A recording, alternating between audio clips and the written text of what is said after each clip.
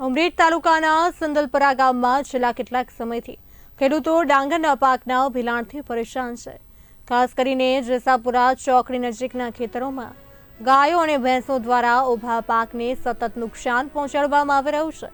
ત્યારે ખેડૂતોના જણાવ્યા અનુસાર સ્થાનિક ભરવાડો પોતાની ગાયો અને ભેંસોને ચરાવવા માટે છૂટી મૂકી દે છે, જેને કારણે ડાંગરના પાકમાં ધૂસણ થાય છે અને પાકનો મોટો ભાગ નષ્ટ થાય છે।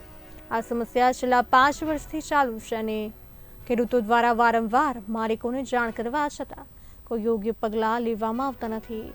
આથી સુંદલપુરાના એક ખેડૂતે ઉમરેઠ પોલીસ મથકે જીવણભાઈ ભરવાડ તથા જેઠાભાઈ ભરવાડ વિરુદ્ધ લેખિત અરજી કરાઈ છે।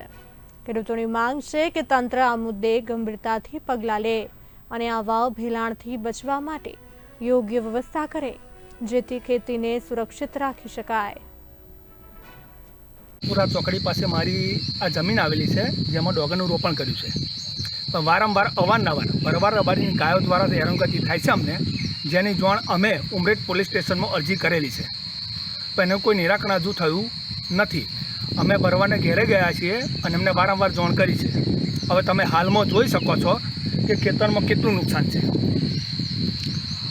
તો શું હેરાનગતિ થઈ રહી છે? હેરાનગતિ એવું છે કે એ લોકો ઢોર છૂટા મૂકી દે છે, એનો કોઈ ધણી જ નથી, એટલે વારંવાર અમને આ તકલીફ પડે છે અને આજ ને આજથી 5 વર્ષથી આ તકલીફ પડે છે।